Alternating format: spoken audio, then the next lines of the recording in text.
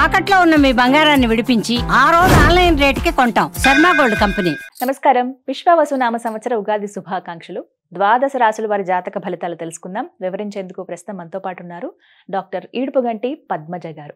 వారు జ్యోతిష్య వాస్తు శాస్త్రంలో పట్టభద్రులు. ఇది కూడా తొలి మహిళ అని చెప్పుకోవాలండి. సాధారణంగా పురుషులనే మనం చూస్తూ ఉంటాం. పంచాంగకర్త, అలాగే జ్యోతిష్యంలో పిహెచ్డి చేసి గోల్డ్ మెడల్ సాధించారు ఆవిడ. ఇంకా చెప్పాలంటే యూనివర్సిటీ టాపర్ కూడా. వారు ఎంతో చక్కగా పంచాంగ శ్రవణం వివరిస్తారండి. దాంతో పాటుగా రాసులు వారు ఏ విధంగా పరిహారాల్ని పాటించి వాళ్ళు ఉన్న స్థితి నుంచి ఉన్నత స్థితికి చేరుకోగలరో కూడా చెబుతూ ఉంటారు చిన్న చిన్న మంత్రాల ద్వారా. మరి ఇవాళ కార్యక్రమంలో వారి మాటల్లో విని తెలుసుకుందామా? నమస్కారం అమ్మా. నమస్కారం. ఈ విశ్వావసునామ సంవత్సరంలో వృశ్చిక రాశి వారి జాతక ఫలితాలు ఏ విధంగా ఉంటాయమ్మా? వృశ్చిక రాశిలోకి వచ్చే నక్షత్రాలు ప్రధానంగా తీసుకుందాం మనం. వృశ్చిక రాశిలోకి వచ్చే నక్షత్రాల్లో మనకి ముందు విశాఖ 4వ పాదం ఒకటి, అనురాధ 1, 2, 3, 4, జ్యేష్ఠ 1, 2, 3, 4. వీళ్ళందరూ కూడా ఈ 9 పాదాలు, ఈ 3 నక్షత్రాలు సంబంధించినవి ఇందులోకి వస్తాయి. అయితే వీరి ఆదాయ వ్యయం రాజపూజ్యం మనం తీసుకున్నట్లయితే ఆదాయం 2, వ్యయం 14, రాజపూజ్యం 5, అవమానం 2. కాబట్టి ఆదాయం కంటే వ్యయం చాలా ఎక్కువగా ఉంది. కాబట్టి ముఖ్యంగా వీళ్ళు చేయవలసింది ఏంటంటే అనవసర వ్యయాలకి, ఉన్న ధనాన్ని అనవసర వ్యయాలకి వెళ్లకుండా వీలైనంత వరకు ఏదైనా స్థిరాస్తుల మీద మళ్లించుకోవడానికి కానీ, అంటే గృహాల రూపంలో కానీ లేకపోతే ఏదైనా స్థలాల రూపంలో కానీ చేసుకోవడానికి ప్రయత్నాలు చేయాలి. కానీ ఆ స్థలాలు తీసుకునేటప్పుడు కూడా మళ్ళీ మోసాలకు గురయ్యే అవకాశాలు ఉన్న రీత్యా వీలైనంత వరకు వరాహాయ ధరణుద్ధారకాయ అనే శ్లోకాన్ని పట్టించుకుంటూ, లేదా గృహాలకు సంబంధించి ఏదైనా చేయాలనుకుంటే కొనుగోలు కానీ ఏదన్నా చింతామణి గృహంత శ్రీమన్నగర నాయిక శ్లోకం ఇలాంటివి చేసుకోవడం వల్ల వాళ్ళకి ఈ రకంగా ఈ అనవసరంగా వ్యయాలు అవ్వకుండా ఏదైనా కొనుగోలులో దాన్ని పెట్టుకోవడం అనేది ఒకటి. ఇది రెండోది ఏంటంటే వీళ్ళకి ఈ యొక్క ప్లాంటరీ పొజిషన్ ప్రకారం గురుడి యొక్క మేధాక ఉండే టైము వీళ్ళకి అనుకూలంగా ఉంది. సాంఘిక సంబంధాలు, తర్వాత భాగస్వామి వ్యవహారాలు, అంటే ముఖ్యంగా జీవిత భాగస్వామి కుటుంబంతో వాళ్ళ యొక్క అభివృద్ధి, వాళ్ళకి అవకాశాలు, వీళ్ళ యొక్క కోఆపరేషన్ అన్నీ కూడా చాలా వరకు ఆ సమయం అనుకూలంగా ఉంటుంది. రావాల్సిన లాభాలు లేటుగా అందుకోవడానికి అవకాశం ఉంది ఆ సమయంలో. తర్వాత వ్యక్తుల యొక్క సహకారం అనేది వీళ్ళు సహకరించగలిగి కూడా అవతల వాళ్ళు సహకరించకపోవడం వల్ల వీళ్ళు కొంత బాధపడడం అనేది కొంత ఆ సమయంలో జరిగిన వన్స్ ఎప్పుడైతే గురుడు రాశి మారుతాడో అష్టమ స్థానంలో గురుడు ఎడుతున్నాడు వీళ్ళకి. కాబట్టి ఆకస్మికమైన ఖర్చులు కావచ్చు, ఆరోగ్య సంబంధమైన విషయాల్లో కాబట్టి కొంత ఫోకస్ అనేది జాగ్రత్తగా చేసుకోవాలి. అంటే అనవసరమైన వ్యయాలు అన్న మాట కన్నా వీళ్ళు ఎక్కువ శాతం దాన్ని కుటుంబ సంబంధమైన విషయాల్లోనూ, కుటుంబం అభివృద్ధి కొరకు, జీవిత భాగస్వామి లేకపోతే సంతానానికి సంబంధించిన విషయాల్లో వాటి కోసం ఎక్కువ ఖర్చు పెట్టడానికి, లేకపోతే ఇతరులలో ఒక పెద్ద వ్యక్తి అని ఒక గుర్తింపు గౌరవంతో వీళ్ళకి ఆ ఖర్చులు అవ్వడానికి ఆస్కారం అనేది ఉంది. ఇక్కడ ఏంటంటే ఈ ముఖ్యంగా వీళ్ళకి ఈ గురుడు ఎప్పుడైతే అస్వతంత్ర రాశిలో ఉండిపోవడం జరుగుతుందో దీనివల్ల వీళ్ళకి అటు కుటుంబం, సంతానం వీళ్ళ మధ్య ఇతను ఎక్కువ అస్వతంత్రత అనేది ఏర్పడి వాళ్ళు చెప్పిన విధంగానే ఇతను ముందుకు వెళ్ళవలసిన పరిస్థితులు అనేవి ఏర్పడతాయి. అంటే తిను తీసుకునే నిర్ణయాల కన్నా అక్కడ వెనక తప్పని పరిస్థితులు అంటే ఏర్పడతాయి. అంటే ఫర్ ఎగ్జాంపుల్ ఎక్కడో ఏదో దూర ప్రదేశంలో వాళ్ళ పిల్లలకి ఏదైనా సీట్ రావచ్చు ఎగ్జాంపుల్. అప్పుడు ఏమవుతుందంటే వాళ్ళ కోసం వీళ్ళు ఏదైనా ట్రాన్స్ఫర్ పెట్టుకుని వెళ్ళే పరిస్థితులు లాంటివి, అంటే అలాంటి పరిస్థితులు ఎదురవుతాయి అని ఒక మాట అనమాట. అలా అవుతుంది.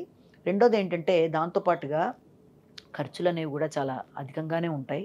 అంటే అది ఎక్కువ స్పిరిచువల్కి సంబంధించిన ఖర్చులు లాంటివి, జపాలు వాటికి సంబంధించినవని కావచ్చు, లేకపోతే ఏదైనా అలాంటి ప్రదేశాలు విశేషంగా దేవాలయాలు, అలాంటి ప్రదేశాలు, భక్తి ప్రదేశాలు, వాటి గురించిన ఖర్చులు, వెళ్ళి రావడాలు, అలాగే స్థిరాస్తుల కోసం ఎక్కువ ఫోకస్ చేయడానికి ఎక్కువ ప్రయత్నాలు, అంటే స్థిరాస్తుల్లో కూడా ఇప్పటిదాకా ఆగిన విషయాల మీద ఇప్పుడు ఫోకస్ చేయడానికి ఆలోచనలు లాంటివి ఉంటాయి. ఇప్పటిదాకా వీళ్ళకి ఏం జరిగిందంటే శని భగవానుడు అర్ధాష్టమ శనిలో ఉండడం బట్టి అన్నటి దాకా గృహానికి సంబంధించి, వాహనానికి సంబంధించి చాలా రకాలైన చిక్కులు ఎదుర్కొంటారు. సమయానికి వాహనం సహకరించక, లేకపోతే గృహానికి సంబంధించిన విషయాలు తోబుట్టువులతో ఘర్షణాత్మకమైన వైఖరి కొందరికి, లేకపోతే గృహం కొనుక్కుందాం అనుకున్నా లేకపోతే కొనుక్కున్న గృహమైనా అది ఒక చోట స్ట్రక్ అయిపోయి ఇలాంటి చికాకులు లాంటివి ఎదుర్కోవడం, అంటే ఒక నిర్లిప్తత అనేది ఏర్పడిపోయింది. గృహ వాహనాలకు సంబంధించి ప్రశాంతత అనేది గృహంలో లేకపోవడం, వీటికి సంబంధించిన ఘర్షణాత్మకమైన దాన్ని.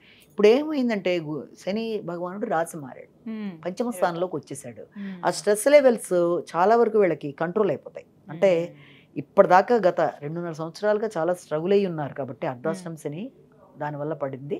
ఇప్పుడు దాని యొక్క ఫోకసింగ్ చాలా వరకు నల్లిఫై అయిపోవడం వల్ల వాళ్ళకి ఎలా ఉంటుందంటే ఈ సమయంలో కొంత ఆలోచనలు ఓకే, కానీ సంతానం విషయంలో వాళ్ళ యొక్క విషయంలో ఎక్కువ వీళ్ళు ఫోకస్ చేసుకోవడం, అంటే వాడిని ఎలా అభివృద్ధి చేయాలనుకోవడం కానీ, లేకపోతే వీళ్ళ యొక్క క్రియేటివిటీ విషయంలో కానీ, లేకపోతే వీళ్ళకి ఆలోచనలు ఏదైనా సరే ఇప్పుడు కొంత ముందుకు వెళ్ళడానికి కొంత ఆలోచించుకోగలుగుతారు అనొచ్చు ఓ రకంగా చెప్పాలంటే ఉంటుంది. తర్వాత భాగస్వామి వ్యవహారాలు, ఫ్రెండ్షిప్స్ వాళ్ళందరితో ఉండేవి, మిత్రుల సహకారం, తర్వాత జీవిత భాగస్వామితో వ్యాపార భాగస్వాములు ఇవన్నీ కూడా అనుకూలంగా కొత్త రకమైన పెట్టుబడులకు సంబంధించిన ఆలోచనలు, వ్యక్తులు వీళ్ళకి సహకరించడం, కొత్త వ్యక్తులు కలవడం, ఇలాంటి వాటికి రావాల్సిన లాభాలున్న మొత్తానికి అందుకుంటారు. లేటుగా అయినా ఇది బాగానే ఉంటుంది. కానీ ఏంటంటే ఎక్కువ మాటల వల్ల మాత్రం జాగ్రత్తగా ఆలోచించి మాట్లాడాలి. వీళ్ళ ఆలోచన ఒకటి, ఇతరులకు అర్థమయ్యేది ఒకటి.